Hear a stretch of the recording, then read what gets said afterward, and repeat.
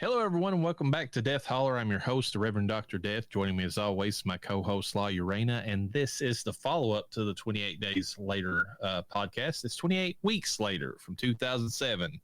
Tagline, it all begins again. I don't know that I like that. Yeah, it's definitely not as good as the one from 28 days later. Very lackluster. Directed by Juan Carlos Fresnadillo, I guess is how you say that. Fresnadillo. Quesadilla. Written by Rowan Jaffe, Juan Carlos Fresnadillo, Enrique Lopez Levine, and Jesus Olmo. A lot of Spanish people. A lot of Spanish people. Okay. Music again, John Murphy. Made for a budget of $15 million, so double the original. Only made $64 million this time. So instead of being made for $8 million and making $87 million, it was $15 and $64. A little bit of a loss there. Yeah, but not terrible. They did okay. They barely came out. I feel like the zombie resurgence was a little bit on the decline by 2007.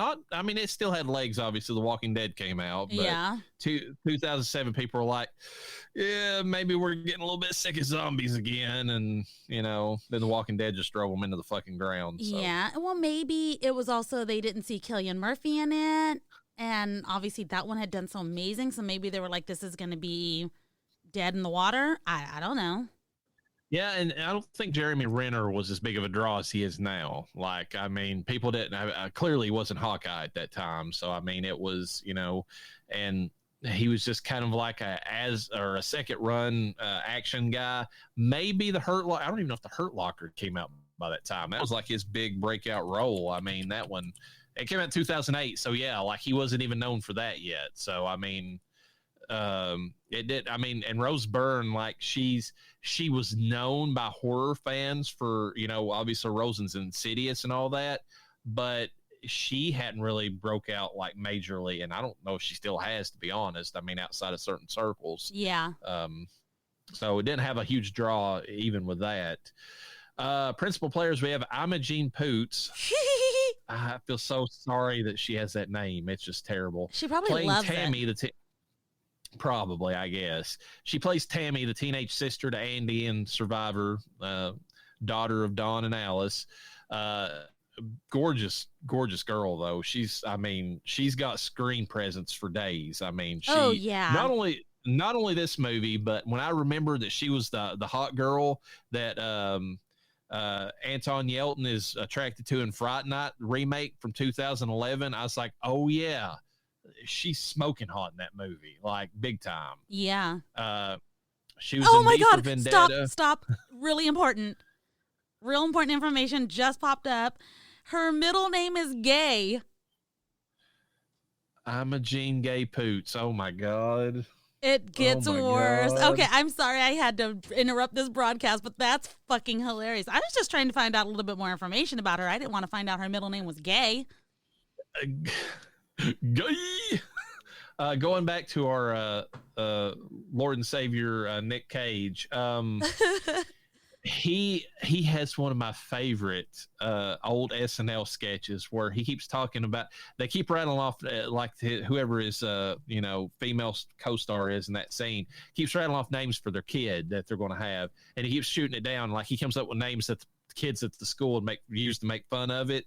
Speaking of Imogene Poots. Yeah. And through the whole thing, and you're like, why is he so tore up about this? And when it gets to the end of the thing, there's a doorbell ring. And so he goes to the door of the apartment, and the guy who's delivering it says, I've got a delivery for Asswipe Johnson.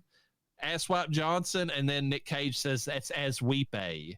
So that's the whole reason why he's because obviously with a name like Asswipe, you're going to get made fun of.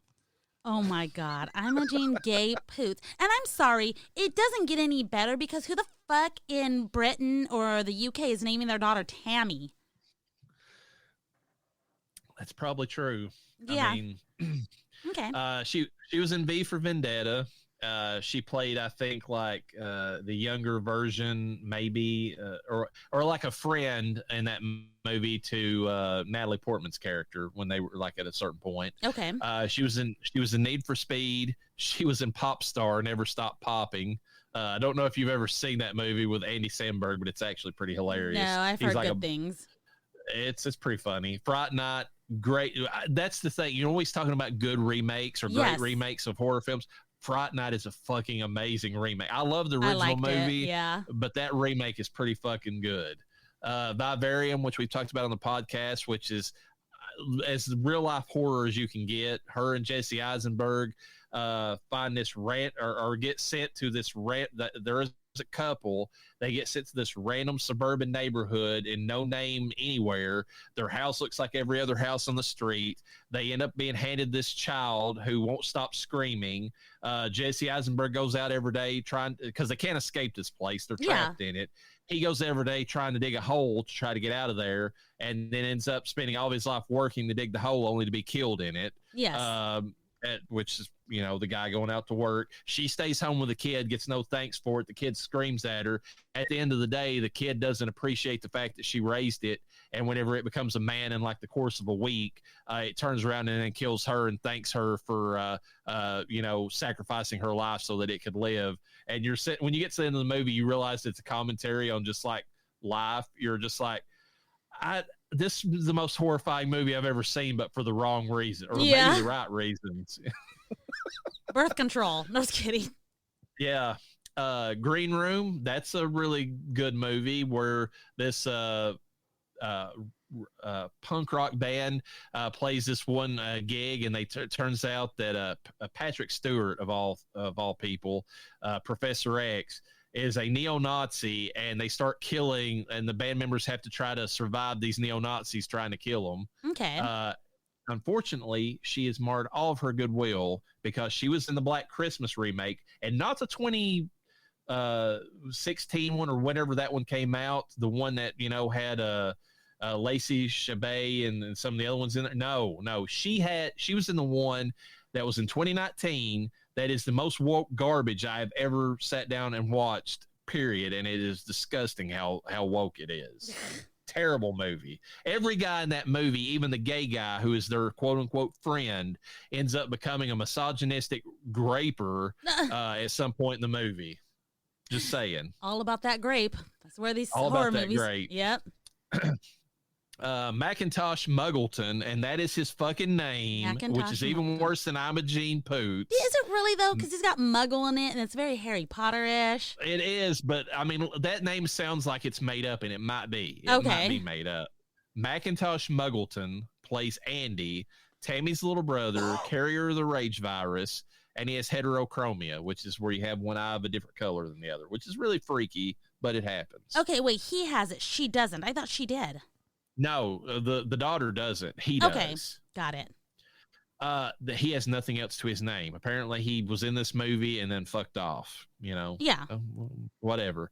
Well, actually, I take that back. He's been in some things, but they're like very British and like I've never heard of them. Funny thing about him, I'm just gonna say it. He is the weakest point in this movie. Mm-hmm. I know he's a kid, but his acting is pretty bad. Yeah, it just is. Jeremy Renner. I don't know who that is. Plays Doyle. Never heard of him. Well, the U.S. military Jeremy sniper. Renner. Hawkeye? I'm joking. Noah. Oh. We always do that whenever it's somebody big name in the movie. Yeah. Not bad. Obviously, he plays Hawkeye. The Hurt Locker. I've not seen The Hurt Locker. Movie. That's a hell of a good movie. It really is. It's and that actor or that director who made that, Amy, whatever it is, she made a name for herself. That's a pretty good movie. Tag, which is, I know it's right before comedy died, but it's not the best of movies. I know a lot of people gave it credit, but I think that's only because comedy movies were so dead by the time that Tag came out that it was just like, at least we tried to make something that was funny in the woke society. The House, I didn't really like that either. That's one of Will Ferrell's worst movies. Like him and was it Amy Poehler, I think, have like their kids trying to go to college, and so they start running like this illegal like gambling operation in their house to raise money for college. Yep. It's not that good. Okay. It's not that good. Arrival, Hansel and Gretel, Witch Hunters. That's not too bad. It's I kind of a liked fun it. movie. Yeah, it was a good one. The Bourne Legacy, which means that Jeremy Renner is the also ran Bourne person. Okay. To Matt Damon. And the assassination of Jesse James by that coward Robert Ford. I bring that up because you know who was the star of that movie? Brad Pitt. Who might also be in another movie that we're covering. So kind of funny that they were in a movie together. That's funny. That's a long ass movie title. It's terrible. It's actually a good movie. I mean, it's pretty. It stays true to the. Well, truth is relative when it comes to all that Jesse James, but as much as people know about him, that it was pretty much a truthful story. Rose Byrne plays Scarlett, the U.S. military virologist. Yeah, she's not been in anything. She was in a movie called Knowing with our Lord and Savior Nick Cage. She was in Sunshine with Cillian Murphy. Yeah. Troy with Brad Pitt. Get Him to the Greek, Bridesmaids, Neighbors 1 and 2, Spirited, The Turning, the 2013 one, which was awful that we covered. I'm actually getting rid of that Blu-ray. I can't. After we covered that movie, I'm like, yeah, this movie's hot garbage. I'm not watching that again. And even if it has Wolf Pack, whatever his name is from Finn Wolfhard or whatever his name is, and then Insidious. She's in all of the Insidious movies except Part 3. That's the only one she's not in. But that's technically a prequel, so it makes sense she's not in that one. It's hard for me to choose because she does comedy so well, but between Bridesmaids as the bitchy bridesmaid, friend, and Get Him to the Greek as the singer Jackie Q, which a lot of her songs are on my playlist. I think she is the best thing about Neighbors. It is not Seth Rogen. Seth Rogen fucking sucks. I mean, anybody out there that likes him, fine, but if you've seen one movie of his, you've seen every movie of his. Yes, that's true. He does not fucking change at all. He's the Will Smith of boring white men. Yeah, well, he's even worse than that because at least Will Smith, even though he's been cucked by, or Will Pinkett, has been cucked by his wife, he's at least semi-interesting in his own. All that Seth Rogen has made a name for himself in recent years is really bad Twitter takes that are woke as fuck and smoking pot like it's about to go extinct. That's all he's known for. I mean, really, that's it. Yeah. We have Harold Perrineau playing Flynn, the U.S. military helicopter pilot. And I didn't realize who this guy was until I started looking at his stuff. He is the main character in the show From. Hell and yeah, I swear, you need to watch that show. That show is awesome. It's hell a good show. Noah to Noah's credit, he tries to get me to watch it all the time. And it's not that I'm not interested in it. Like, I watch it and I'll be like... It is actually scary. It's legit. Yeah. I'll be like, what's going on? And he'll be like, you got to watch it. And I'm like... It's almost impossible to explain that show. It's like trying to explain Lost to somebody. Is it like trying to explain women? Yes. It kind of, yeah. It's funny because I feel like it and Lost have similar vibes because it's like they're in purgatory. Yeah. They've not come out and said that, but that's what it's like. Well, yeah, that's what it seems I like. watched majority of the first season with Noah, and I think I got it up till the teenager made it up to the main house or the teenager house, I should say. Maybe a little bit past that. And I'm like, they're in some kind of weird ass purgatory. Where are we going with this? And it's like, I've never not been interested when it's been on. It's always captured my attention. Why I can't watch it, I don't know. Maybe it's because I'm too scared to. I think they're working on season 3 right now. I really am looking forward to that because there's so many questions that need answered after that second season. I mean, and they don't need to answer everything because you want the show to stay mysterious for it, to work, but they got to answer something. I feel like they've added so much on now that they've got to start explaining some stuff. Okay, Harold Perrineau. I know him. I've seen him in so much. Yeah, he's been in Matrix Reloaded and Revolutions. He was in Lost. Funny that he's also in From. Yeah. They're very similar. Sabotage, 30 Days of Night, Dark Days. He was in one episode of Z Nation. Another zombie movie. Interesting. That show did you ever watch that show all the way to the end? I tried watching that show. Now, Black Christmas or whatever, or Black Summer, that was a spinoff from Z Nation. That's a fucking good show. Whoa. Black Summer's a spinoff of Z Nation? It is. It actually is, and it's completely tonally different because Black Summer is Serious. very dark and Yeah. very serious. I didn't know that 30 Days of Night had another movie. I know people like 30 Days of Night. That movie does not. I mean, it's okay. Don't get me wrong. There's way worse vampire movies, but vampire movies, first of all, kind of bore me, and like I don't get 30 Days of Night's appeal. It's like if you take a good zombie movie and then you kind of like amp up like the zombies' abilities. That's what you get in 30 Days of Night. That's what it is. I mean, well, they definitely have a advantage, but that's only because of location. I didn't understand. You know what I didn't understand about that movie is the whole idea the vampires are going to have a frenzy of food to eat, and then it's end up getting their ass kicked by regular people. And it's not even a lot of people; it's a little bit. That was like the hardest part I had about that movie. It's like, somebody get this right. You guys planned this thing out so you can go in a feeding frenzy, and then you just end up getting your ass kicked when you have super abilities. Like, and they don't just get their ass kicked; they get their ass kicked by Josh Hartnett, and that's the ultimate, low blow when you get your ass kicked by him. So, yeah, that's what made that movie bad. It was the fact that, like, you're talking about people that have lived for hundreds of years, and you guys planned this thing out, and you couldn't execute it. You got to understand, he already survived the faculty, so I'm just saying. Of course, he had the skills of what it was going to take for 30 Days a Night. And he survived H2O, and he survived having the worst haircut of any person in the 90s, period. He I did. mean, go back and watch those movies. It is fucking up. It's a bowl cut that swoops out at the sides. Like, I don't know who thought that was a good idea, but it looks stupid. He had that, what is it, Harry haircut from Dumb and Dumber? Yeah, it looks like Lloyd Christmas's haircut, except for the fact it's got wings off to the side, which makes it worse. They called him Josh Heartthrob back in the day, not Hartnett. And I'm like, he make where? That movie, this is a total tangent, but didn't Josh Hartnett make that movie where he decides to abstain from masturbating for like all of Lent? And every minute that movie gives you blue balls in every sense of the word if you're a guy, because every second of that movie is him seeing some piece of tit or ass that he cannot have, and you're sitting there as the audience like, I'm just going to masturbate. I'm tired of him waiting for this. I'm just going to do it myself, you know? And then he gets graped at the end by that girl. Totally got graped. More grape for this episode. We got a lot of grapes. A lot of grape going on, yeah. Harold Perrineau also was Manny in Constantine, the original TV show for Constantine that was amazing, and I wish that they hadn't canned it at NBC. That sucks. Is what it is. I've not seen anything that Harold Perrineau has been in that I didn't like. He's really good. Or didn't like him as an surprising. actor, I should rephrase. He's probably been in some sketchy shit, but him as an actor, I've never been disappointed. I've never been like, he's a piece of shit, you know?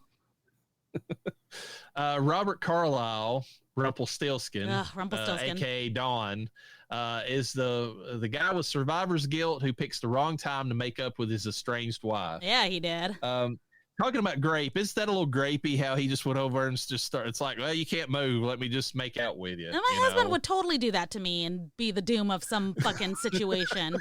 And not only that, that's not all he would do to me, so. I think you can spread the rage virus through intercourse. I'm pretty sure that would work that way because there's at least a little bit of blood involved in that transaction. I hope so, because if I'm going down, he's going down with me. Really? Ain't none of that I would want you to be happy without me. Nope, get in this casket. No, run these streets with me until we starve to death. Yeah, at least get me out of these straps, because dang. Robert was in Trainspotting 1 and 2 with Ewan McGregor, who we have already said was, Cillian Murphy's also, or might have been the character in the original 28 Days Later. Hold on one second, Reverend. Ewan McGregor was supposed to be Cillian Murphy's, was supposed to have Cillian Murphy's role in 28 Days. Oh, really? Yes. And possibly Ryan Gosling. Gosling, yeah. Why did Ewan McGregor pass on it?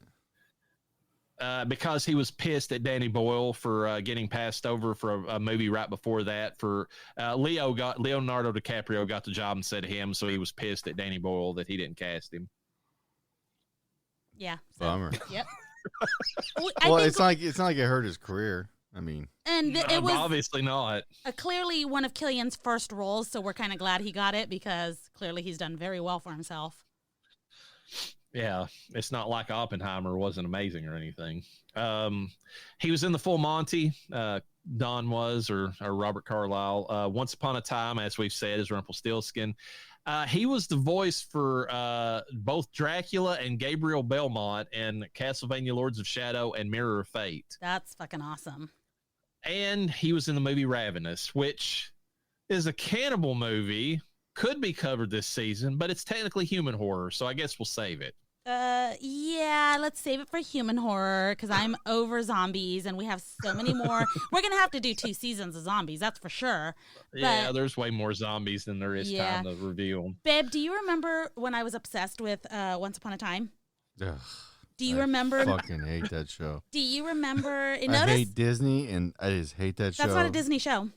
It might as well be. It might as well be. It's based on the fairy tales, not necessarily. And it was on Disney. ABC Family, which they ended up owning afterward. Anyways. Afterwards, it was a Disney show. Let's stop fucking beating around the bush. But that being said, it's Disney gone dark. Do you remember when I used to? That was not a dark show. It kind of got dark. You didn't watch it with me, so I didn't have to. I know what dark shows are. Nothing about that strike dark to me. It's not a show Disney would have put out if they had rights to it at the time. You ever seen the movie Antichrist? No, I'm not talking about horror films. Anyways. It's not a horror film. It's a dark movie. Okay, well, anyways, please let me finish. You're being rude. But You're being rude. Do you remember when I was watching it? Show off. Do you remember Robert Carlyle as Rumpelstiltskin? No. At all? He was the only thing good in that show.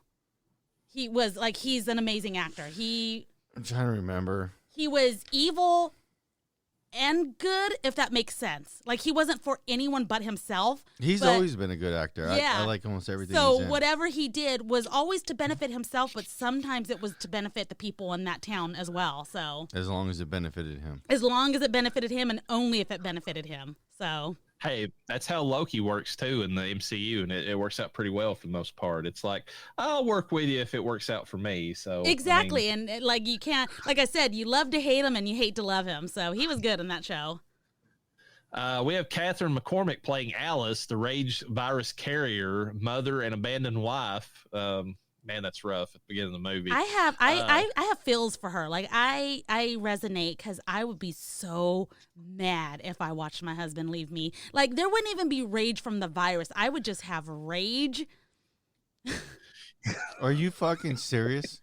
If that was a scenario and you had the option to get the hell out, get out. Ditch. Yeah, like just understand what's going on. But he didn't even try to help her. I will put this way: if I was trapped in a situation like that, and I was a dumbass that tried to save this kid, and I know why she did it. Oh yeah, I forgot she tried to save the kid. Yeah, that's her fucking fault. But if I was in that trapped situation because of that, and I saw my wife at the window, I'd be like, "Go, just go." You know, at least one of us save will yourself. Survive, you know? As you're being ravaged. She was in Braveheart, Spy Game, and Shadow of the Vampire, which is a pretty fun little movie. I think it's got Willem Dafoe. So who? Don't say anything, Sean. Who was she in Braveheart, Raina? I didn't watch Braveheart. What? I've never watched Braveheart. How are you surprised? That's a hella good movie. Who was she in Braveheart? It was Mel Gibson's wife. Yeah. Okay. I didn't see Braveheart. That's way too long of a movie. Because it's a good movie. You're telling a real legit story from time. There's a lot of factual things that they got wrong, but it's done in the interest of making the movie more enjoyable. So yeah, I don't hold that against movies, you know.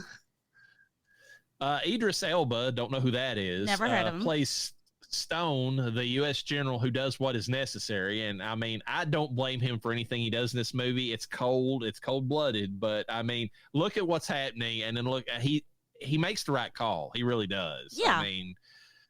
He's in he's in MCU. He's in the Thor movies. He plays Heimdall, which is stupid because it's Norse mythology. Black Vikings were not a thing. Stop trying to make them a thing. You can say that there was black people who were amongst the Vikings, but I got news for you, folks.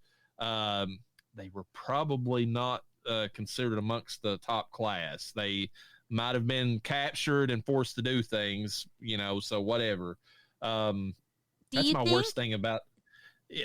Do you think they were put at the front line so that they could be the first? Like, if you're good enough, like you can protect us. For Vikings? Probably Yeah, not. I got if a they feeling. captured any black people, they probably did that. Yes, I mean, I got it. Vikings were all about war, so I can't imagine them having anybody have cutsies in front of them. Not cutsies, but like, yeah, you guys go check out this small You're tribe. talking about a group of people that would take mushrooms and go on a berserker rampage in the middle of a war. Berserker rampage. That's what the whole idea was. they did do that. It's I don't know the whole idea that it's just they recently did on Assassin's Creed Valhalla or whatever it was. There's a whole thing where they've got like this one of your captains of your boats is black, and I'm just like, come on now, this forced diversity shit is getting old. Make a game about Africa if you're wanting to make it like if you're wanting to make it historic. Don't try to change history, but whatever. Make a movie called Black Panther.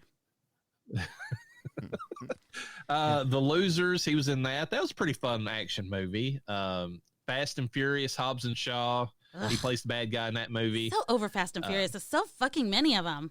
Yeah, they burnt that series out, and the last one was supposed to be god awful. I still haven't watched it yet. Isn't there supposed to be another one? Yeah, they're still making another Jesus. one. It's not done. He was in the Suicide Squad, but the new one, not the old one. Okay. So the one that James Gunn did. It's actually pretty fun. I like it. He was actually Knuckles in Sonic the Hedgehog 2. Nice. He was known for playing Luther in the TV series and it's supposed to be pretty good. I've not seen it. He was in The Wire with Omar Epps and some other people. He was in The Office for 9 episodes. Jesus, I don't remember him. He was in the awful Dark Tower movie. Just and when they cast him as Roland, I mean, all the people that came out there, if you think he's a bad choice, you're a racist. I think it's a bad choice because in my mind, and even the books, they described Roland, at least up until King had the accident, they described him as looking like Clint Eastwood. Do you think that Idris Elba in any way, shape, or reality looks like Clint Eastwood? I don't. Just saying. I'm colorblind, so yes, he does. I don't see color. Yeah, his facial features alone looks like him. Yeah, it's perfect. Later though, King fucks the whole thing up and says that whenever Roland meets King right at the accident when he gets hit by the van, that the people looking around see King's face in Roland's, and that totally ruined the story because listen, Stephen King's an ugly motherfucker. You can say what you want to about his writing prowess and everything else. He is not this dashing cowboy. No. So I know what he was getting at, that Roland is a part of him. So there's natural a little bit, but not physically. I mean, maybe like how he acts is like King, but to say that he looks like, can you imagine a cowboy with Stephen King's goofy ass face? No. I'm just throwing that out there. And poor Joe Hill looks just like his dad. So he's, oh God, I mean, he looks like he was spitting image. Yeah. He was also in Ghost Rider Spirit of Vengeance with our Lord and Savior Nick Cage, Prom Night Remake in 2008, and The Reaping. So he's got some horror bona fides there, even if he was in the Dark Tower and that movie was awful. Synopsis. 28 weeks after the Rage virus tore through Britain, the Rage zombies have all died due to starvation. The U.S. military, through a pact made with NATO, have moved in to relocate and restart the country with former citizens. Unfortunately, they find a survivor that it became a carrier during the height of the infection, and she ends up restarting the whole mess. Hawkeye is trying to save some kids. Alice causes everyone to flip their lids, and Andy might be the hope for a cure. When days turn to weeks, ... That's not terrible for another tagline, but it's not great either. Well, considering our tagline that was used was, oh God, I'm trying to find it. It begins again. Or yeah, whatever it begins was. again. Yeah. I'd rather have, what do you call it, when days turn to weeks. Here's some other taglines. Warning! ! Maintain the quarantine maintain the quarantine. Deadly force will be used to protect this area. Too long didn't read. Too long didn't read. It's back. Too short. That's it. It's back. It's not over. No. Are you safe? ? No. I feel like that should be over top of like a milk carton or something. Are you safe? Are your children at home tonight? These are all kind of variations of the same thing. Quarantine, eradication, sterilization, repopulation. That one's a no because the repopulation part, it reminds me of the first movie and the grape. Yes. So the maybe not. Eradication, sterilization, repopulation, reinfection. See, that one's a which little is bit. Actually how the movie goes. Yeah, that makes a little bit more sense. And even though repopulation is in there, it doesn't feel so. I don't know. For some reason, that one doesn't come off to me as because population was the last part of the first one. So it was like, oh shit, Yeah. okay, now we got to grape everyone and make sure that we No. get these. You know. There's a lot of these. The threat is everywhere. That's one of them. Mm-mm. Okay. There is no escape. No. We've lost control. Kill them all. I actually kind of like that one. That Yeah. one's funny. It's a no for me, but it's better than the others. Week 1, no trace. Week 2, no warning. Week 8, no control. Week 16, no cure. Week 28, no escape. God, that one's long, but we've Yeah. heard some way worse ones. Yeah. Here's another variation: quarantine, eradication, sterilization, repopulation, reinfection. They just combined Yeah. the two of them. No, thank you. When days turn to weeks, the horror returns. I feel like when days turns to weeks is by itself is Yeah, fine. You don't that need the one's rest good. of I that. actually like that tagline. When week 28, no escape. Okay. Yeah. This one's a simpler version: eradication, repopulation, reinfection. And then this one, which is a slap to Frank, Ah! virus spreads through the eyes. No. It does. It does. does. Frank will tell you. If he could Or talk. at least he would if he could talk. Yeah. Quotes. Alice, who were you? Who was chasing you? The boy in the cottage. My mom, my dad. They're trying to kill me. There's others too. And then Donald's like, how many? And then the boy in the cottage, loads. And then you're like, you motherfucker. Yeah. And then, and then they bust through the door. I'm just like, God, this kid. Well, technically, they didn't bust to the door. That stupid girl started Yeah. pulling all that shit away. Yeah, I was looking for a boyfriend. That's true, but once they saw it, I mean, once they started really like leaning into it, like they barely had that place boarded up. I mean, or at least the boards looked like they were made out of like rotted wood or something, which they probably were.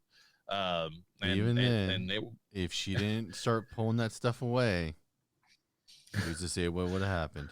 I mean, it's like we discussed in the hospital. How did he survive? Well, he was being so still, snoring aside. I know we're trying to talk about all different scenarios, but he was so quiet and so still. They just had other things to worry about. Well, now there's nothing around them. So they're looking or listening for anything at this point. And that little tearaway, they probably saw and heard. Here's a little bit of something to think about to ruin the movie for you that I just thought about. In what world does a kid outrun an adult who is like these rage zombies? Their legs are shorter. They can't. I mean, they tire out easy. I mean, I know they can outrun me as an adult, like right now, because you get old, But I mean, these are fucking Olympiad runners. Yes. I mean, let's just face it. That kid did not outrun it. Whenever he ran there, he would have been eaten way before or been attacked way before he ever got to that cottage. Just saying. No, but you said he was infected. I'm saying he would have been. They would have got him. No. There's a whole joke on. Speaking of Ewan McGregor in the Disney. What's his fucking name? They Obi-Wan? just did the show Obi-Wan. There's a whole joke about the fact that there's a scene where Princess Leia, young Princess Leia, she's only like 9 or 10, is outrunning these bounty hunters, and they're full on adults. They're at a full clip running at her, and even the kid admits that it's goofy. I mean, she's gone on record to say that there's no way she could outrun them. That in the scenes they actually had to stop and then have them guys stop so that it looked so she could gain some momentum. Well, that's in real life, but Leia's force sensitive.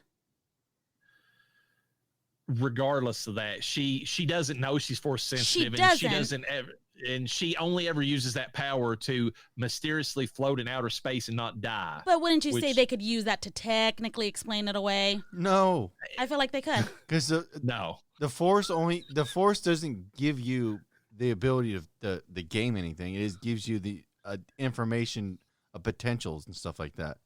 There Gives are you the power in to the force jump. universe. Okay, look how many Jedi get killed all the time. Look at Order 66. Okay, There are powers in the universe that allow you to move at faster speeds. There are. It's established in the games, at least, if they're still canon. I don't know. I forgot. I've fucked off with that because I mean Disney Star Wars is awful. But yeah. her by herself, she is not outrunning a grown adult. And this fucking kid did Is not outrun not, these yeah. zombies because none of us could outrun these zombies. And we're adults with longer legs. Well, I mean, yeah. maybe not Urena, but Hey, wow, with the attacks. you're still taller than that fucking kid was. Let's just Yes. be honest about it. Maybe. So I mean, what are your thoughts on that? I think that the kid, it's a logical fallacy that kid could outrun those adults. Yeah, I don't think he is. There's no way. And not only that, because if that were it, how many, I mean, like, look at these kids that be getting kidnapped. They be running. They still be getting caught. And the only reason Andy doesn't get caught in this movie is because he hides in the fucking air vents, down in the, in the lower section whenever they, in the rave room or whatever. That room looks like, to me, the room that Blade's first scene was filmed in, I was waiting for the sprinklers to start pouring blood down. You just hear the jellyfish rave from SpongeBob kick into gear. Blood starts raining. Flynn speaking to Doyle, you bastard, and then Doyle's like, boy, I've never seen you get so white. And it's funny because Flynn's black, and then Flynn's like, come on, and then Doyle's like, dude, good morning, and then he's like, get the fuck out of here, man, I'm having all good dreams. And Doyle's like, yeah, and he's like, Sunday afternoon, clear blue skies, I'm laying in bed with my wife, and now I'm back in this shithole. And Doyle's like, I know, man, I've had the same dream about your wife. It's a good interaction between Jeremy Renner and Flynn to kind of establish their relationship. And did you? I've not watched this movie enough, but Jeremy Renner got me with one of those fake scares that he did on Doyle in that scene. He did. Like the second time, the first time I'm like, okay, whatever. But the second time when he came back was in his face out of nowhere doing the rah or whatever. Like it got me. I'm like, you motherfucker, you actually. They also enhanced the volume, so. I know, but it was like it worked. And I felt bad because I'm like, I don't know, these jump scares getting me with that one's pretty shitty, but it worked. Andy said, speaking to Tammy, I saw Dad, and then she's like, Dad, where? And he's like, and then he says, Tam, he's one of them. That's right after, he sees him run in there, which is another thing. That's another door that that Dawn had to get through to get in there to where all those people are at.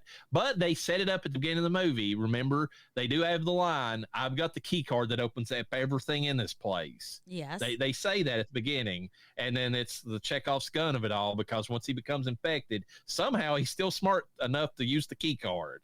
I don't know how, but he does. Because he was fresh, just like that kid. Well, I shouldn't say the kid at the hamburger stand, but when they're fresh, you can kind of you still have a tiny, very micro bit of your senses left. But I don't think you have enough senses to use a key card. Like, I don't know that I'm buying that. You're stretching with that.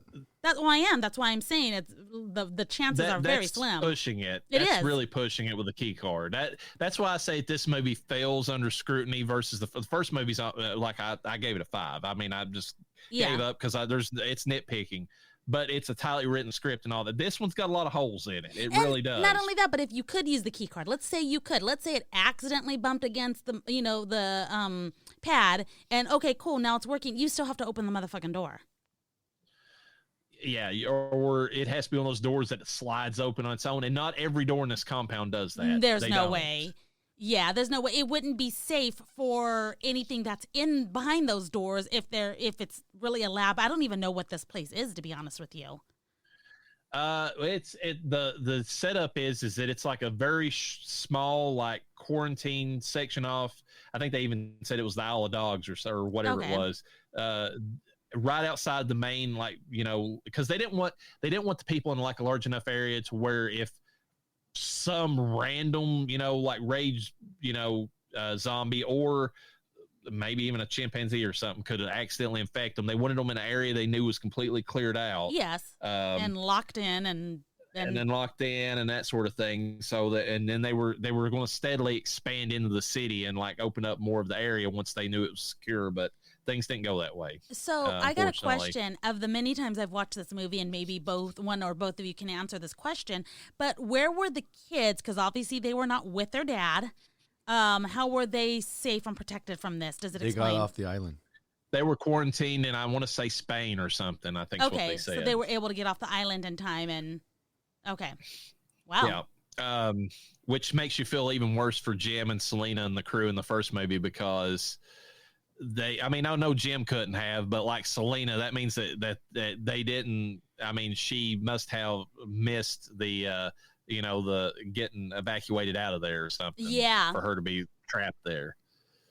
And then Scarlett, this is the setup for all of those variations of the, what I just said for taglines. Scarlett makes the line. It's all makes sense. They're executing code red. Step 1, kill the infected. Step 2, containment. If containment fails, then step 3, extermination. Yeah.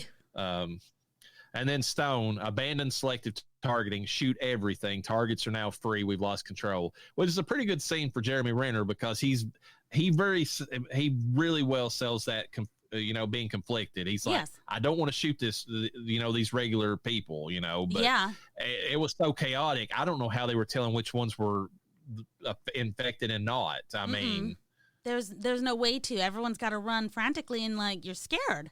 Well, that's why he Yeah. opened up all targets. Yeah.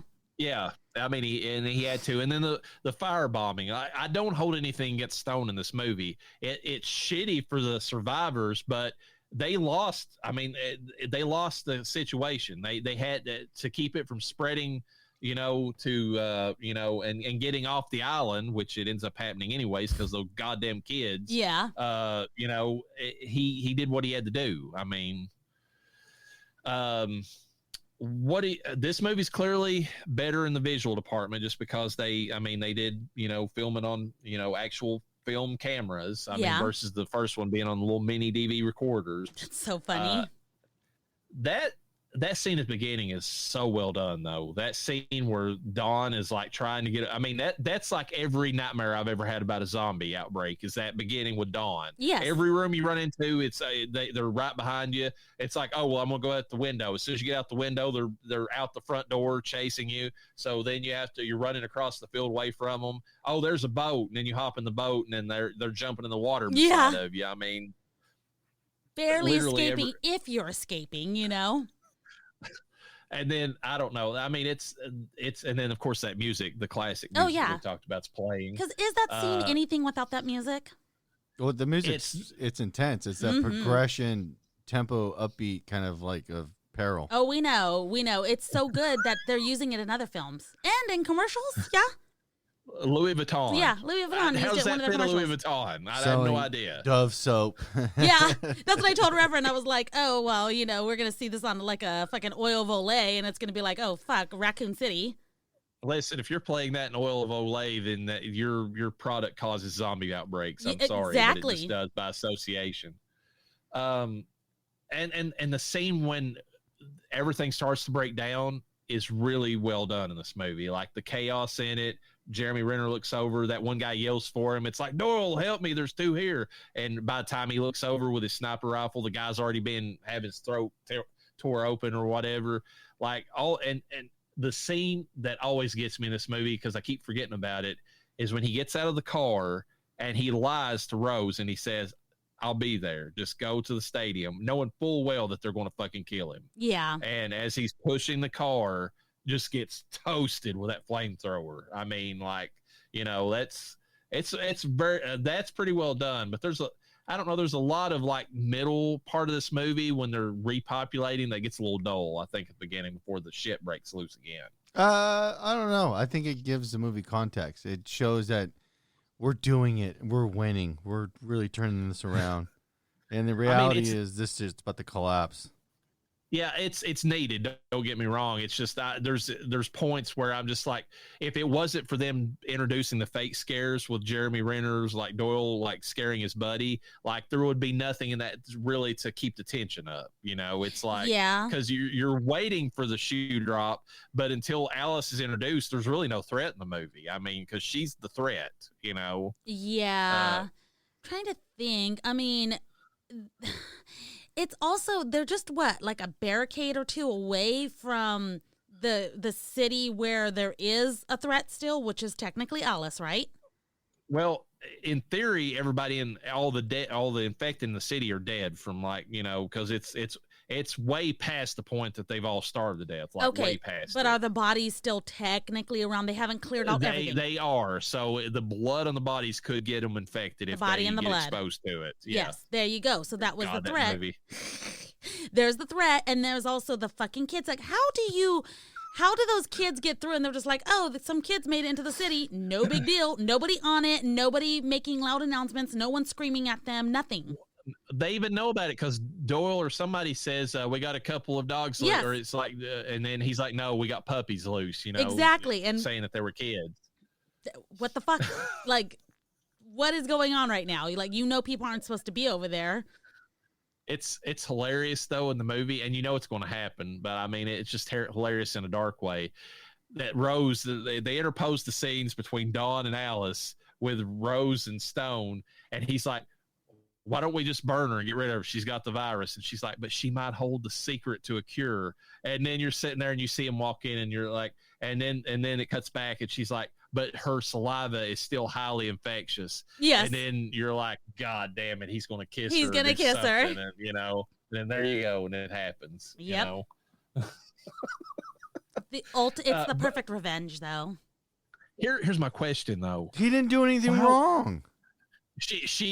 Well, I mean, here's my question. Why was there nobody watching that place after they had admittedly infected person in that room? Why was there not even a scientist? I mean, skipping ahead to World War Z, why was there not just some, nearly bald scientist over there puttering around in the corner that was watching everything? Yeah. They just like, oh, she's infected. We'll just lock the room up. It should be fine. Should be fine. Or how come there wasn't a camera on it and someone monitoring the camera? There was a camera, yeah. and the person monitoring it didn't give two fucks that there was a guy in there with her. Like, I mean... Wait. So I know it has to happen for the movie. Yes. But it's a very big lapse in logic. Well, listen, even if he had gotten in there, he got in there by accident, or did nobody took him there? He found her. No, remember, he had the key to everything. Yes. And why would you give that to a civilian? Mm-mm. Why would you give that to a civilian? I don't care how much clearance he had in the buildings. He should have never had clearance to the military viral containment room or whatever. Like, there is levels of clearance, and he should not have had that. Yes. So what I'm thinking is, if they did have another person in there, like you said, kind of watching the situation, like, hey, what are you doing here? Or at least babysitting the situation, like, okay, this is your wife, but like, bruh, you can't touch her because she's highly contagious and blah, blah, blah. And then let's just say, this is just me giving out my fucking theory, he fucking sneaks in a kiss anyways, because we know that's what happens. Now, that scientist who knows shit's about to go down opens the door, and that's how he gets out. That would have made more sense as far as how he got out, and it would have excused the nonsense of him somehow having enough sense with the rage virus to do what he did. Still, it's one of those situations where it'd been funny if you get to that point in the movie, and then the scientist is like, "Oh, by the way, she's highly contagious. Don't get near her," and then just the credits roll. Because nobody ever got near her, and it's like, and the rage virus, whatever Rose character. That's the end of it. I mean, oh, so dumb. It's funny whenever I was rewatching this, because I remember one scene, and I kept thinking that this was part of it, and it happened eventually. The scene where Dawn's in the underground subway, and it's all dark, and like he's attacking them, and they can't see anything other than that night vision scope. Yes. I kept remembering that scene, but I was thinking that Alice was like a half crazy zombie, and that was my misremembering of the movie, because I don't think I'd rewatched it since I saw it in the theater. It would have been so much scarier if they would have had a movie where like the subway had more of the infected in it or something, the unclean section of the city or whatever had those in, and it's like, that's what I imagined. I mean, yeah, but that's what is 20, what's 28 weeks? 28 weeks is like 6 months. Yeah, 6 months. Yeah. Yeah, so that's a good chance for everything to kind of technically either clear out or starve out. Yeah, I mean, I get it for why they were saying that, but it's because you think. I mean, I'm just thinking from the point of view like this. It's so effective in Fallout 3 of all things. When you go into the DC subway and all you can hear in the distance is those ghouls like screaming, and you know that there's somewhere down here where the light's barely working, and you're wondering which corner one of those fuckers is going to jump out and start attacking you from. And they had the perfect setup for something similar in this movie, and they get it a little bit with Dawn, but I mean, he's like a known threat at that point. It's not like, it's like, oh, it's that fucker again. Yeah. It's Rumpelstiltskin. It's like if they went down there and like if they went back in the zombie virus, or the chronology of this movie, and they had a scene where some survivor was down there and they were trying to make they think that the subways were like safe, and then all of a sudden the rage, virus like zombies come out of it. I think that would have been more interesting, but it is what it is. Yeah. Because they kind of had that in this movie anyways. They had Jeremy Renner and and Rose's character and the two kids, like they were being chased by the ones that made it out of the containment area. I mean, they were being chased by them because there's that is a cool scene where Doyle turns I don't know how feasible it is, where Flynn turns that helicopter like at an angle and chops them all up with a blade. That's the cool scene, even if it is, I don't know how workable that really would be in real life. But yeah, you think one body would have damaged the blade? Damaged the blades, or somehow hit the blade in a way that would have knocked it, made it wobble a little bit and would have thrown his trajectory off to where he would, because it doesn't take but just one little mismaneuver for him to go nose diving into the ground at that point. Yeah. Seeing that one guy get his comeuppance was kind of cool in that scene, though. The little also ran survivor that was with him, that was willing to sacrifice the kids just so he could survive. It's like you were waiting for him to get his moral, to do. And like when in that scene where he's like, I'm just going to grab onto the helicopter, and then he gets bit anyways, and then Flynn has to deal with him, at that point, throwing him off. But yeah, there's some logistical things this movie that, like, when I think about them, I mean, I know I shouldn't, but the first movie you can think it through and it makes sense. This movie's a little bit like, why was there nobody in there? How was the zombie able to get everywhere with a key card? I mean, how was Andy able to keep up with the rest of them when they were running? I mean, we're going back to the kid thing again, but somebody should have been holding him or something. I mean, for his size, for him to keep up with the rest of them. He does. He's got the rage virus. Well, he does later, but he's not got it in a way that actually gives him physical endurance. He's got it to where somebody drinks after him and he's fucking, and now which is my headcanon for what happens at the end of the movie. I think him and his sister shared like a Coke, and then they started and then she raged out, attacked the helicopter pilot. They nosedived into France, and then the infection spread. Yeah, I'm surprised that they survived. Was it a helicopter? They show a wreck at the end, yeah? Yeah. Yeah, I'm surprised that they survived. It doesn't show that they did. I mean, but somebody got out of there and then started rage virusing all over the place. That is true. So. Yeah. Well, no one was in the helicopter unless the pilot was there. No, there was nobody in it. You were basically hearing over the speaker in the helicopter at the end, which was well done. I'll give them that. And they shared a bottle of water and shit went inside. Yeah. That's all it took. Quite possibly. I mean, but yeah, I don't know. Like I said, that's the only thing I could explain. That it's not a good explanation. The problem with this film, which is what the benefit was in the first film, we talked about the simplicity of the first film. Keep it simple, stupid. They didn't go ass wild with the details. They kept it real straightforward. This is how we survive. We need to go raid a grocery store. Perfect. They had a good time doing that. We need to get to this area. They got there. They got to see some basic, simple scenery. There wasn't a ton of fucking zombies around because they're either weeded out, dead, gone somewhere else, chasing fucking sheep in the field. I don't know what they're doing. But, it gives them the free range to get to what they need to do. They get to where they go. They encounter some problems. The problem fixes itself because now they're rescued, quotation mark. And then it just proceeds. But everything, even though it gets wild and the story gets a little deeper, they still kept it straight and streamlined and simple.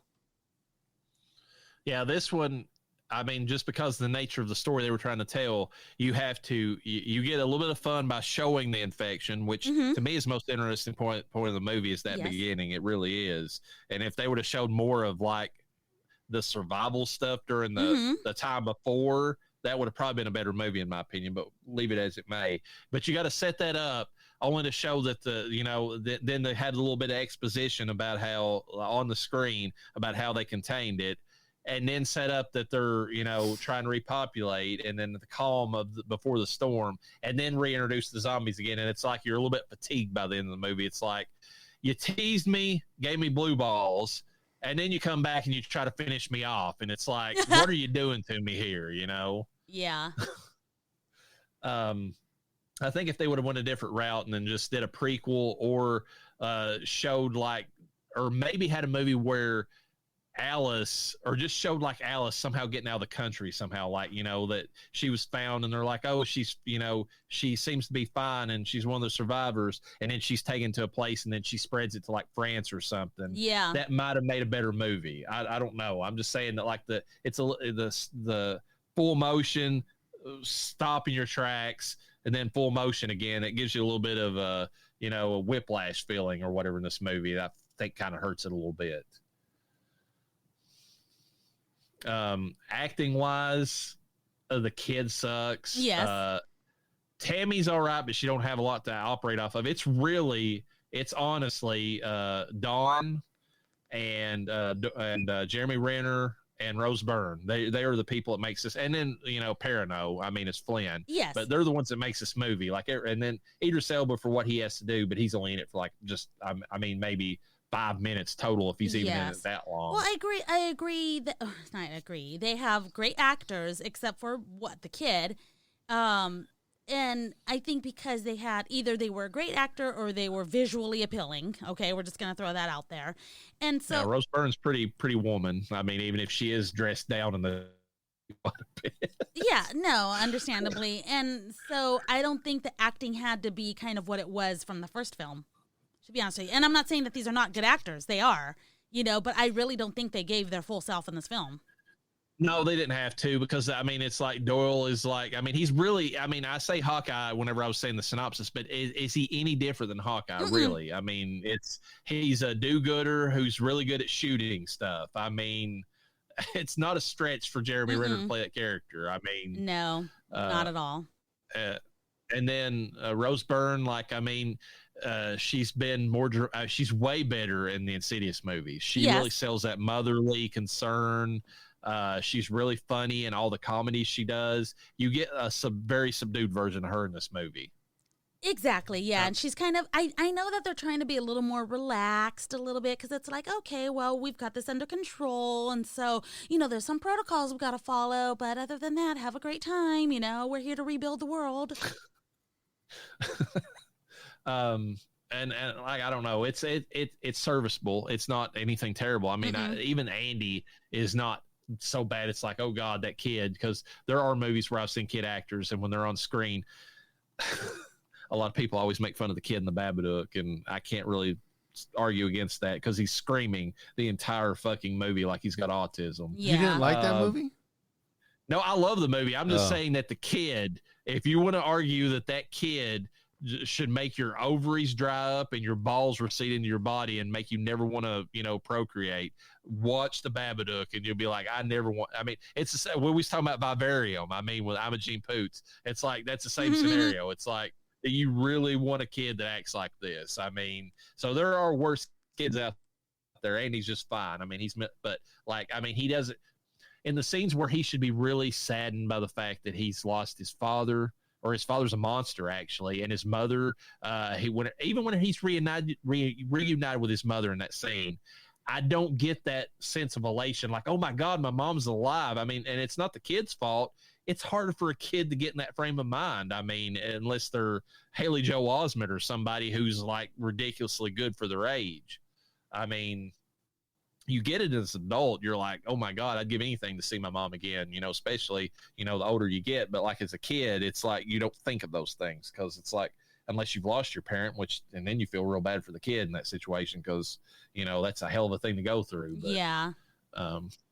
I don't feel like he sold those moments with his parents in particular. I mean, he should have, but I mean, it's on the director more than it is the kid. The kids can only, I mean, he is what he is. So the director could have, but then again, how do you want to be that asshole that's like sitting there? It's like, cut, go again. This fucking kid sucks. Cry for God's sake. You know, you don't want to be that guy. I mean, unless you're William Friedkin and then you're fucking firing guns in front of a little kid and then having her break her back while she's masturbating with a cross or making it look like she is at least.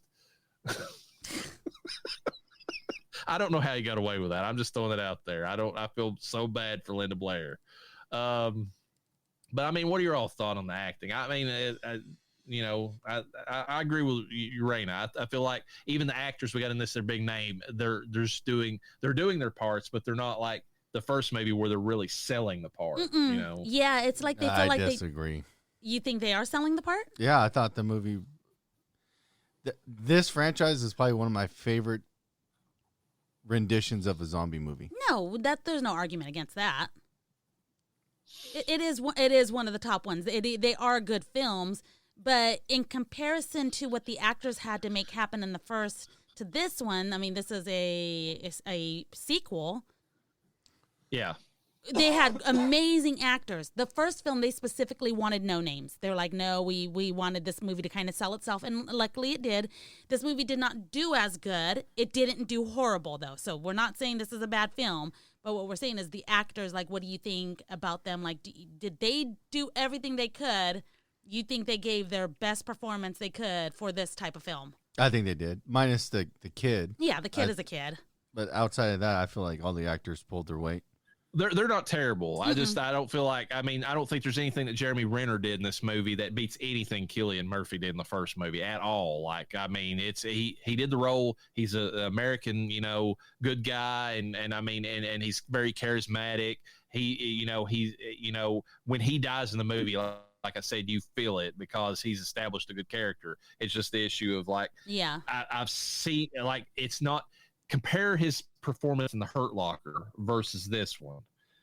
He gets way more out of it, that character in The Hurt Locker than he does in this. It's a different character, I know, but still, it's like you see more of his acting chops in that movie. So here's where I stand with the actors. When I think of Rose Byrne, I'm probably going to think immediately of, Bridesmaids or Get 'Em to the Greek or something like that, something funny that she's been in. And they'll be like, okay, but if you think of Rose Byrne in a horror film, it's not going to be this film. This is not Insidious. It's Insidious. It's 100% Insidious. That's where she gives her best performance, and it's not that she didn't try. I mean, Insidious came out how much longer after this one? Like, was that a 2010 film, or do we know? I've not looked at it in forever to I'm see gonna when pull it it actually up came right out. now. I'll say this: the two best actors in the movie is Carlisle, who played Dawn, and then the lady who played Alice, McCormick. Yeah. There's scenes at the beginning of it, and in that scene where she sees him and just that tear rolls down her face and that look in her eyes, that's the best acting in the movie. It really is. Yeah. I mean, and then he's got a look on his face, too, when he sees her. You can tell the survivor guilt's in him and that all the baggage that comes from that. He does sell that. That's really good. Yeah, and it sucks because Robert Carlyle he's an amazing actor. He just is. Jeremy Renner, I didn't even remember he was in this film. What?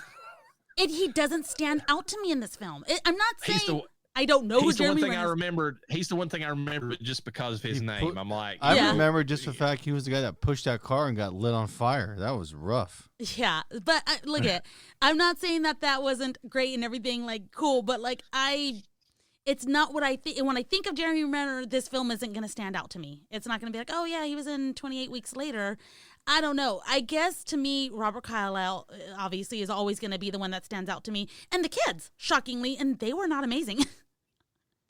But that's bad. That's bad. If that's what stands out to me the most from this film, then, like I said, these actors, I don't think they gave it their all. Again, I'm glad they were in the film, and the movie to me is a good film. We'll rate it later, but yeah, it's just... if you're comparing straight acting for Jeremy Renner in a very similar part, the scene he did, and I don't even think this is the best of the two movies, but Endgame, Avengers Endgame, because I think Infinity War is better. Yeah. That scene where he loses Black Widow, and they have to, when they're fighting each other over who's going to die, and then he loses her. There's so much more emotion in his character in that movie than there. I mean, I know it's years on, and he's had time to perfect his craft, and all that stuff. But it's just, it shows the difference in the two roles. Yeah. I mean, versus each other.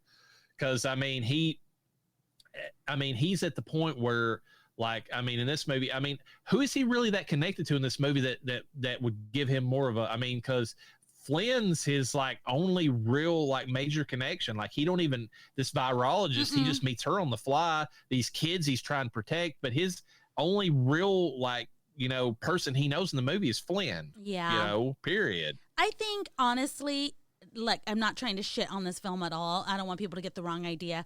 But I think if anybody is going to discuss any of these actors, 28 Weeks Later is not going to be the film they think of immediately. Like, oh, no, yeah. They're not their immediate movie. But when you think of Cillian Murphy, you're like, oh, he was in 28 Days Later. That's where he started. It's at even with the stuff that he's done recently, it's at the top of his movies that people still talk about. It's not his best remember film, him in this movie, but you remember him from it. And that's the thing, is like, unfortunately, these actors, to me and only me and whoever else feels the same way, they were not that memorable. So they did the part. They did. You want to call them day jobbers? They got in there. They played the character. It's a fun movie. I mean, I could rewatch this movie all the time. It's not a bad movie at all. It's just that when you watch it, it's just not like you remember, like you said, Cillian Murphy. Like, it stands out. Like him, those scenes where he's running through London screaming, "Hello, is there anybody here?" Like. I mean, hell, The Walking Dead remembered it so well they had to steal it. So I mean, yeah, yeah, no shit. Yeah. So, and not only that, but let's say we're going in trivia, and I'm jumping ahead, but I'm not reading trivia. But let's just say in trivia, like, they're like, oh well, we had The Rock was interested in playing Jeremy Renner's role, and blah blah blah, or whatever. It's not that I like The Rock better. I don't think he's an amazing actor, but I'd be like, oh yeah, I could see The Rock playing that role. I could not. When an actor does such an amazing job in a role, you can't see, and that was just an example, but you can't see anybody else filling those shoes. We could not see any other actor or actress filling the role of the previous ones. Rose, she's not who I would have guessed would play a virologist, but she's good in horror films. We've seen her in a horror film, You know who would have played the part of Jeremy, and I hate to make this comparison, the fact that one replaced the other in a series, and notably to a point that people didn't really remember it either. If Matt Damon played the part that Jeremy Renner played in this, he would have stood out. He really would have. I mean, it's because I mean, they literally, whenever I remember when The Bourne Legacy came out, I thought it was a good movie. Yeah. But everybody who watched it said Matt Damon did the character better. We miss him as a character. Jeremy Renner is a poor substitute in this situation, which I don't even think he was supposed to be playing any kind of, but it's like he was the substitute for, Jason Bourne. Sad, because I really movie. do like Matt Damon as Jason Bourne, but I could totally see Jeremy You know Renner who would as have been Jason an Bourne. awesome substitute for Jeremy Renner in 28 Weeks Later would have been Adrian Brody. Yeah, I could see that. He would have been really good, and he would have sold the role, the concern more about like the situation. Yeah, I couldn't agree with that anymore. So yeah, that's the thing, is like, again, I'm not trying to say these actors are bad actors, and I'm not trying to say the film's bad or anything. I am just saying that it's not as memorable as 28 Weeks Later and 28 Days Later, and 28 Days Later honestly scares me more than this film.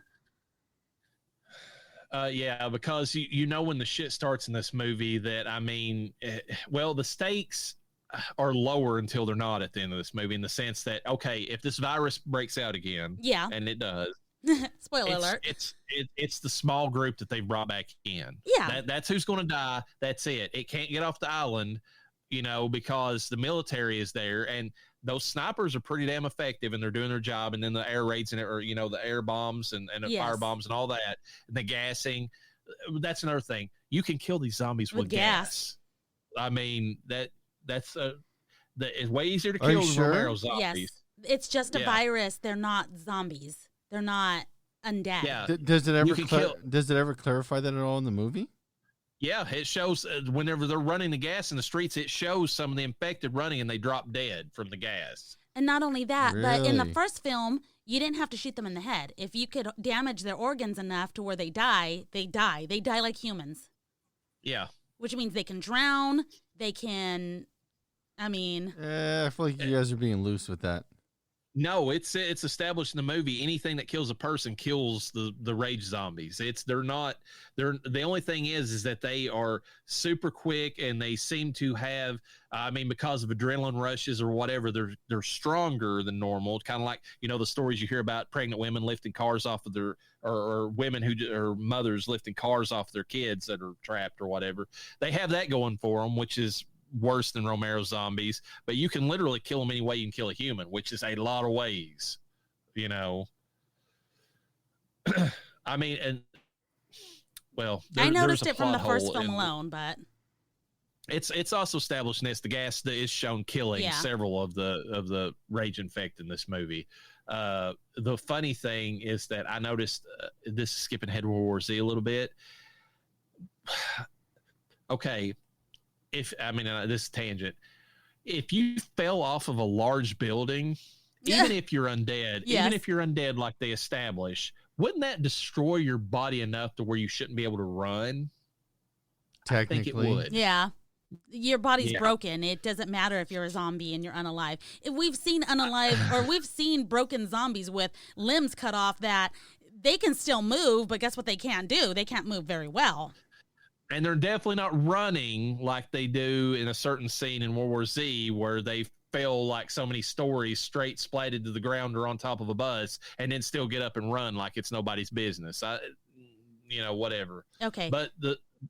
But the rage zombies in this one would definitely break their legs and they wouldn't be running. Mm-hmm. Because they're still humans. So that's exactly what it says. So it says specifically, since rage-infected specimens are still living human beings, they can be killed using means that are fatal to uninfected as well as succumbing to starvation, unlike zombies. Yeah. So that's the one, that's the one saving grace. And then, that's, like I said, the stakes are a little bit lower in this movie, I feel like, when you consider everything. Military's got it surrounded. They're responding. It's a very small group, even if it has, branched out of the Isle of Dogs and went in all they have to do is wait them out again. Mm-hmm. Just that's true. Up, get the fuck out and wait them for them to die. And they still have lost control. However, obviously, I think the best part, which is, the fun and the scary part is that obviously they have taken it somewhere else in the helicopter unintentionally, but they still did. That is the part that sells the thread at the end of it. If it wasn't for that tagged on scene, you're like, okay, the stakes were a lot lower in this movie. But then when they take that kid out and they drunk a glass of water or whatever they did, and then they crash into France, you're like, okay, now it's fucking everywhere. He was kissing his sister. Really? Hey. Imogene, she's pretty in this movie, so Imogene Poots. Is that her name? Imogene Gay Poots. Is she British or is she American? I don't. Here, let me pull up her information. I want to say she's British, but I could be wrong about that. Let me see. It's Imogene Gay Poots is an English actress. Yeah. By the way, the music, just skipping ahead, the music is again amazing in this movie. That same bit of music is used and it's still as effective. Yeah, the music's great in this film.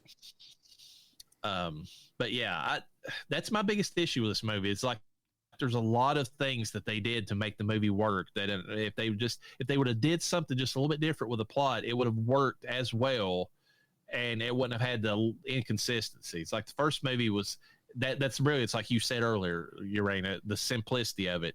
It doesn't break its own logic because it doesn't twist itself in this loop to try to make the narrative work, There wasn't a lot for us to pick apart. You guys are simple people, that's why. Yeah, yeah. It makes my eyes rain. I hate you guys. All right, you wanna move into trivia now? Yeah, let's get into trivia. When Danny Boyle, Alex Garland, and Andrew McDonald first began to consider a sequel, their initial idea was to do 29 Days Later, possibly using the characters of Jim, Selena, and Hannah from the first film. The idea was dropped in favor of doing a film set within the time frame of 28 weeks later, focusing on an SAS team sent into London to retrieve either the Prime Minister or the Queen. finally it was suggested to set the first film sometime after the events of the initial film and to deal with the impact the rage virus has had on society in general. I think I'd be down for a movie where they're going in there as like a spec op teams to try to secure somebody in the time frame before the infected are, fully, starved out or whatever. Like 10 days in. Yeah. That'd be a cool movie. I think, yeah. Or not even that, you can almost do like a small TV series, miniseries like that. Yeah. Oh, you could for sure do that. That'd be amazing. Like, and then you get more of it. Well, not even that, but you can do a ton of it. Like, you could take like the idea of like a American Horror Story, but don't ruin like an it. Anthology. Like each episode's like a different group of survivors or something. Or each season's a totally different, a different scenario. That would be really good. Because here's the thing: is 28 days later. I'm glad they didn't do 29 days later with Killian and fucking what's her name, Naomi. Because they were great actors, but that was a great film. Don't fucking touch it. Don't fucking touch it. I know you did 28 weeks later, and I'm glad that film exists. 28 weeks later, it's a good film. It's a nice, scary zombie movie. Every zombie movie is gonna scare me, but it's a good film that belongs in the series. But leave Jim and Selena and Hannah alone. They've already done what they needed to do. I think that if you had put them in a sequel, people would probably be excited. We'd go watch it, but I don't think it would do as well as the first one did. Well, the whole problem, I think the biggest problem you run into when you do like TV shows or horror and they go on for like multiple seasons, it gets stale. Mm-hmm. And I think it'd be awesome if you just wipe the entire cast every season. You just What about this idea? What if, to link it, what if they had this goes back to the prequel side of it. What if they had a scene where you were following a nurse in a hospital and she's there when they met this bicyclist who just got hit by a truck or whatever, and he gets wheeled past, and then and it's about her and having to deal with the fact that she's trying to survive the rage virus. She was there when Jim was admitted, so there's the link, but it's about her. Can she at least cover up his wiener? And it would even play in the Dawn of the Dead remake because that was a nurse and it started out and it showed her life. So it would be, kind of a twist on that a little bit. No, I think that would work. You still gonna have Killian in it? I don't think that you. Well, you wouldn't even have to have. You could have just a quick scene where it kind of looks like Cillian Murphy, just like they're wheeling him past. You're like, hey, I remember that dick. Really? That's a real thigh slapper right there. It's for the ladies. The ladies needed some nudity. Why was he ass naked? I don't understand. He was in a gown. They don't put anything on you in a gown. Yeah. So that when he was in a coma, they were having to wipe his ass. That's the thing we forget about this. He was shitting on himself the entire time that he was laying there. Erroneous. I didn't see any shit. When he got up, his asshole was clean. Yeah. He has a flat butt. There was no cheeks covering that hole. He would have had bed sores. He would have had, all kinds of problems. Why do you gotta ruin the movie? And not only that, let's just not talk about the naked. Well, yeah, nakedness involved, but he was on whatever that plastic or they use to protect it from urine and feces. Of course, what they had on the bed, they didn't even have sheets on there, so his bed sores were going to be bad. Oh, here's something they left out. There should have been a scene, and this would have been bad for him. They could have. I know they could have done effects. There should have been a scene where he was yanking a catheter out because he would have sure had one. Yeah, that's what I was thinking too. I didn't see that. I saw stuff taped to him, but you never quite see that happen. So, okay. We need to move on. We're going 28 weeks backwards. We need to stay 28 weeks current. It is stated on the DVD extras that all the actors who are playing infected people come from a movement background, meaning they have a history in dance, gymnastics, circus, or mime. They also followed workshops to learn more about the infection and what they were supposed to do. That's kind of cool. I'd want to take a rage workshop. Here's the little twisty tick thing you have to do to really sell it that you're having convulsions or whatever. Yeah, here's the noise you have to make. Here's, the contacts you're going to wear. The boy who arrives at the cottage, boo, at the beginning of the film, claims to be from Sanford. Sanford is the name of a fake village used by British police to train recruits and practice emergency preparedness drills, the street plan of which is based on that of Dundee, Scotland. Sanford is also the fictitious locale for the action movie Hot Fuzz. Oh, my God. This may be an in-joke reference to the fact that the team behind Hot Fuzz had previously made Shaun of the Dead a film or zombie comedy that poked fun at 28 Days Later by dismissing rage-infected monkeys as the source of its own zombie plague. By mentioning Sanford, the makers of 28 Weeks and Days now seem to be basically, returning the favor. It's like, we're going to poke fun at your movie too. Yeah. That'd be cool if that's the reason why. And I do remember that line at the big end of it where they're going on about the different ways. And when they said rage-infected monkeys, when I first heard it the first time in the theater, I'm like, I know that reference. I know what you're talking about there. The farm that Don and Alice hide out in the start of the film is the same farm that appears in Children of Men, which is also an apocalyptic movie and in its own hell. Interesting. Basically, you can't have kids in this reality, and society is collapsing at an alarming rate because of it. Again, remember what we said about not being able to have children and, and all that? Yeah. Well, just imagine if women were also in that boat and they couldn't have kids. I mean, I know that there's, girl bosses that don't need no man out there, but I mean, motherhood is a thing that a lot of women, choose to pursue and get a lot of, personal enrichment from. And if it ain't available and you're all infertile, I mean, I'll just tell you, infertility is a hell that I don't wish on anybody. Oh, yeah. I really don't.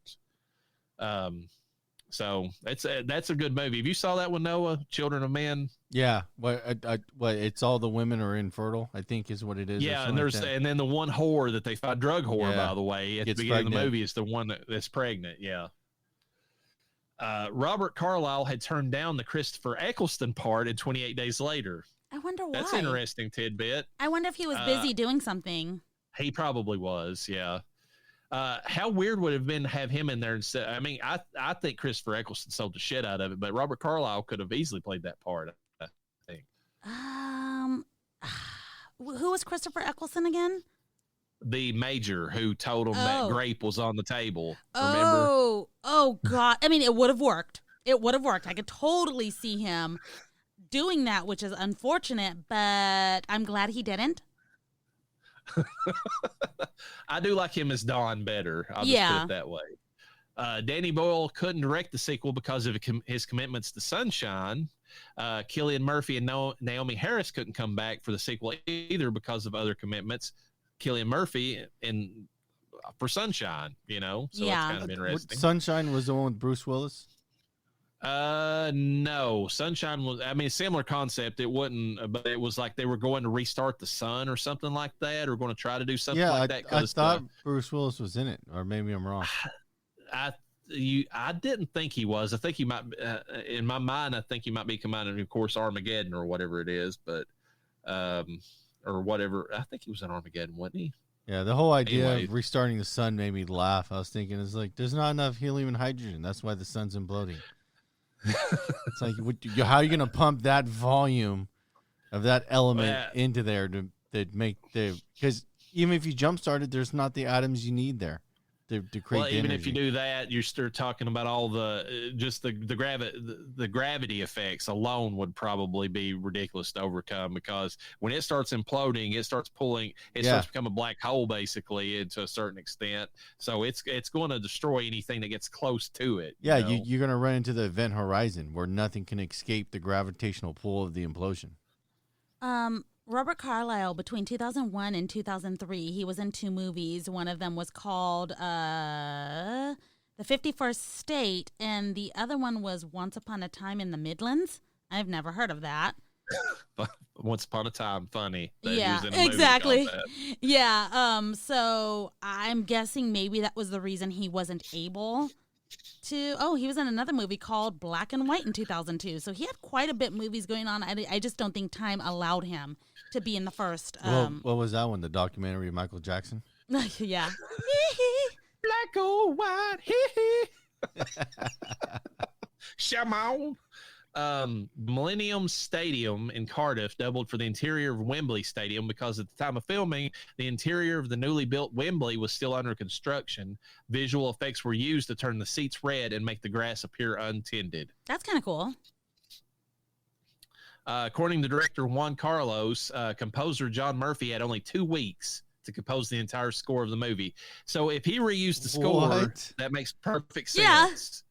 Yeah. 2 weeks. It's not 28 weeks. I mean, How long don't did blame they? him. How long did they film for?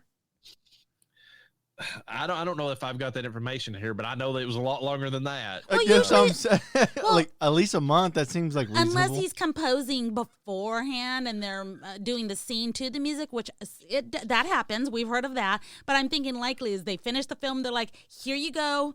You got 2 weeks before we got to fucking get this shit in production. or you don't get paid. Yeah. And he's like, cool, I'm And just then going to replay. And then he turned around and he's like, my music in that first movie was perfect. We're just going to reuse all that shit. And they're like, it's your music. And Do you what know, want. he wasn't wrong.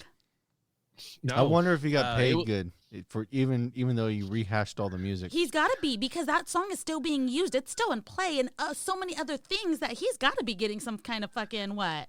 They have to give him residuals. I mean, there's no way around it. I mean, Yeah. unless he completely sold the rights. Yeah. And I don't know. I mean, that would be shitty if he did, but it happens. It depends how much he got for it too. Yeah, that's true. It was Alex Garland's idea to use the timeline in the beginning of the film, which I get, but it's also a bit of exposition that kind of like, I mean, it's more show or it's more telling than show. Yeah. At that point. You know what would have been really cool if they'd done like a montage, a time lapse montage showing like the breakdown, in that 28 weeks or something. Well, Where yeah. you see like maybe you follow one of the rage zombies, one in particular, and you just see it wasting away or something. That's Exactly. why- That would have been cool. That's why the whole idea of a miniseries would be awesome because you can take all these different perspectives and just do stuff. You think that we would get attached to one zombie as we watch it wither away and die? Because no matter what, even if it is attacking other people, it's not eating. It's not taking There we any go. substance Got the in. perfect one. You follow the nurse that was tending to the dude in the first To movie. dude's wiener. And like, Yeah, you follow her to her decrepit inn. yeah, that'd be kind of Yeah, cool. that'd be good. Next- The character of Doyle is a reference to the director of 28 Days Later, Danny Boyle. Obviously, it's a combination I knew of it. his name. I fucking knew it too. That's what I was thinking. And that is trivia. So there you go, folks. We did it. Really, really fun movie. Mhm. I'm going to say 3.75, 3.8, somewhere in that range for me. I can't, there's too many things for when I watch it that just in the back of my mind that are nitpicks that for me to say it's not a 5. I mean, I might have talked myself into a 5 for 28, but it deserves it for 28 days. But weeks it's a 4 at best. Mhm. At best. What? A 4 is still a really good score, babe. Well, It he didn't give it a is. 4. I I'm giving mean, it a 4. Because I enjoy this film. I didn't enjoy it as much as I enjoy. I love watching it. Yeah. I mean, 28 weeks later, or 28 days later, got a 3.7 from me. Excuse me, 4.7. So it almost got a 5. I don't know that I can give any zombie movie a 5. I don't know that I'm there yet. But if I were to give it a 5, it would be 28 days. If there was more wieners in it, would you give it a 5? No, that would definitely bring it down. I don't believe Women you. don't look at wieners like guys look at veg and titties. Erroneous. that's where the 0.3 came down was Yeah. was the thigh slapper in the first one. So Yeah. It was like, well, this was a 5 until I saw that 4. And, well, Wow. you gave it the size. I gave of it the Cillian size that Murphy it in the first movie. probably could have been. It had the potential to be this much. I won't ever know, and I don't ever want to know, but that's just what I would guess it would be.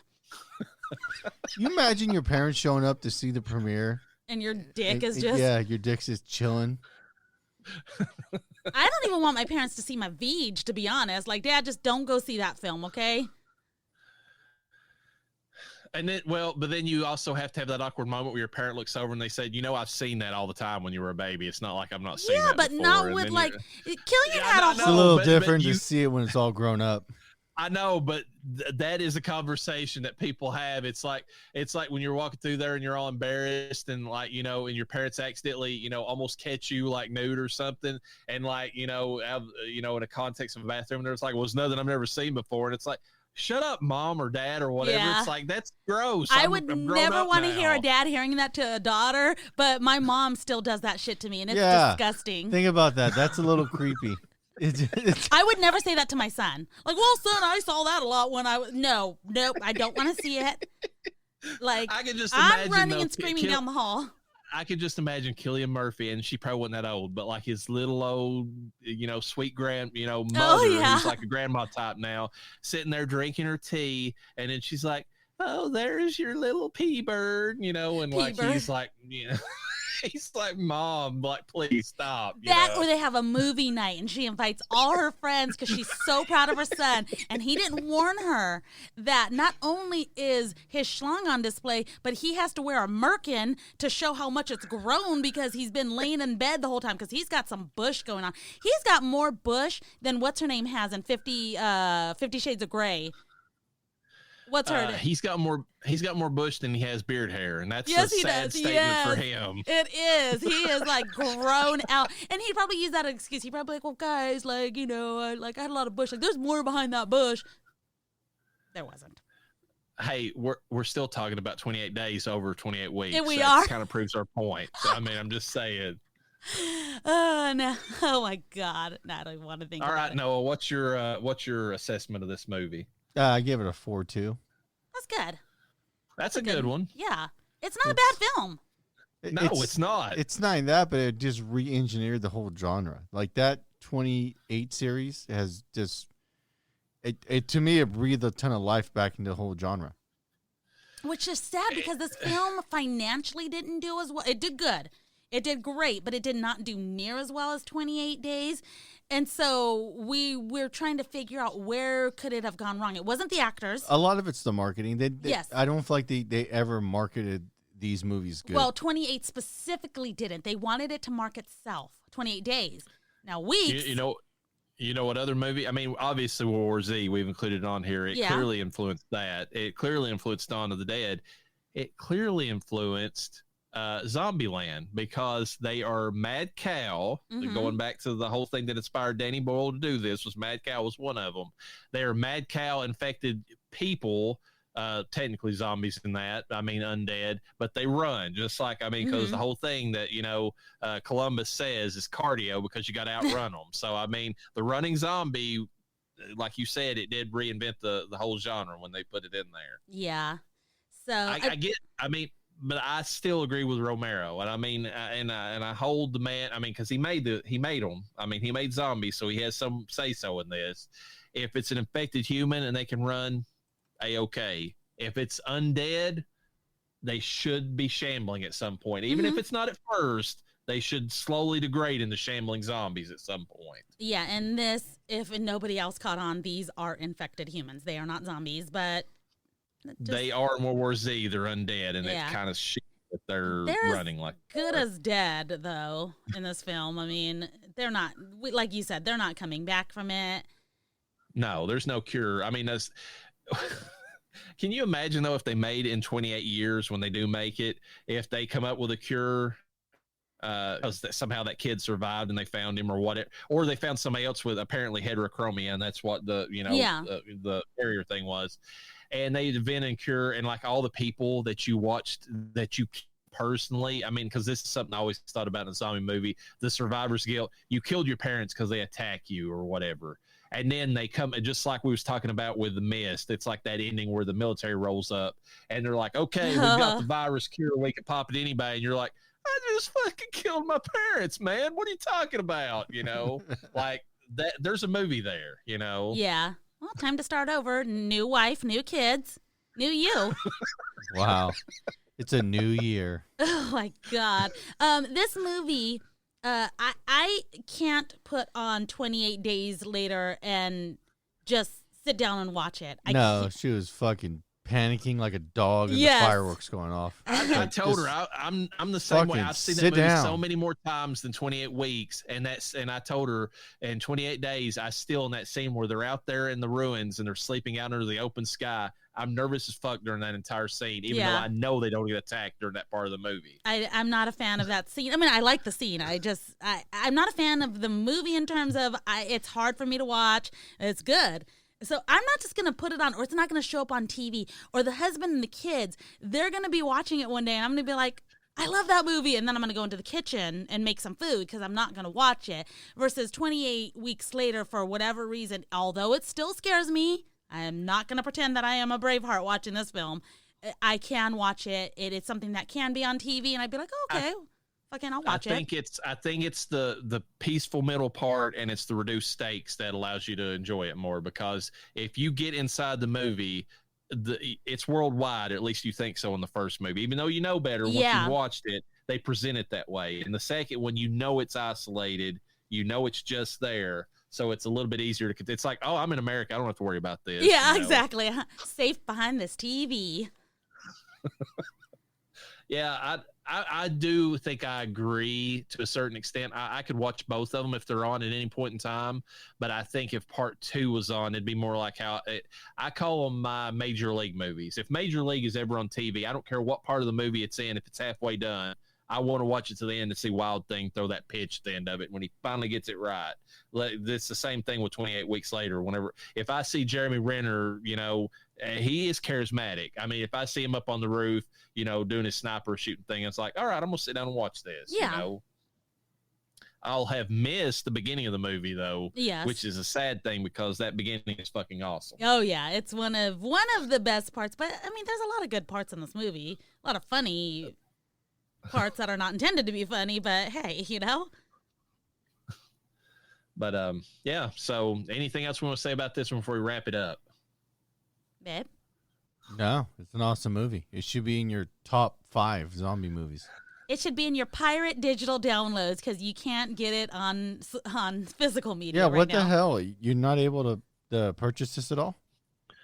If you can, it's very far and few in between. I would recommend again, try for some sloppy seconds. Is all I'm going to say. Which It is might be still a website. pirated. It might be a website that sells bootleg, movies, but I can attest. Let me tell you this. I got Berserk, the whole entire 1997 anime, and on, from maybe this company, and Maybe. it looks awesome. It looks amazing. That is hands down my favorite fucking anime of all time. That's like I the watched best the first episode. Yeah, it's the best story arc ever. Have you watched the whole thing?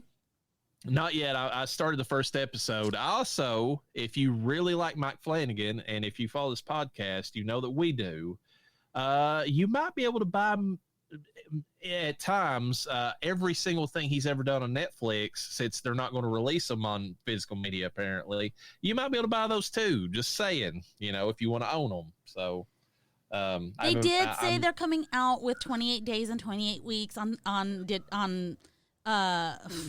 physical media again. They're promising it. We just don't have a timeline, and they're working on it, and they're trying to work out some kinks that happened. So yeah, they continued that Berserk storyline. So like when you after you get done watching with what you're watching, they re-release. I think it's up to 3 seasons of all the Kinro. Goddamn, what's the guy's name? He's dead now. He died, but they released 3 additional ones after Where Yours Ends. Okay, so it's a continuation, and it's not that situation to do with the anime where they reconfigure it to make like an OVA version, basically. More like they remake shrunk the it down where it's more like the manga or whatever. It's not one of those situations. Yeah, because they took the entire series and shrunk it down to 3 movies is what they did. But it sounds like you got the original. So the original is massive. Yeah, it's the original series. Yeah, it's massive. Like, so I know you were talking about it, and I've had some people at work tell me, and I'm like, and I saw it, and it was like, I think that's the way you can get it on physical media is through secondary sites. Yes, and I was just the like, only okay, way. I'm gonna watch it. Yeah, and then but they ended up doing 3 seasons to continue the actual manga. It's awesome. I think after he died they stopped it. But dude, it is hands down like one of the best story arcs for a story ever. Yeah, I'm currently looking at that same website right now because they finally put the Fall of the House of Usher on there on Blu-ray, and I want to go get that because that's actually another pretty good one good. from Mike Flanagan. Yeah. Oh, I didn't realize he did that. yeah. It was the last thing he did for for Netflix before he moved to Amazon. Now he's working in the Dark Tower, and I can't wait to see his version of that. Yeah, the House of Usher, I was just like, this looks stupid. Then I sat down and watched like 2 episodes. Like, this is hella good. Yeah, they did a really good job of combining a lot of different stories into one overall plot. Yeah, I just But, I like the regardless idea. of this podcast, Go for it, man. I feel like we've talked about this movie and we've discussed it. So join us next time for World War Z, which will definitely have some things to talk about because there is some major plot issues with that movie. Just throwing it out there. So anyways, with that, peace be with you. And with your spirit.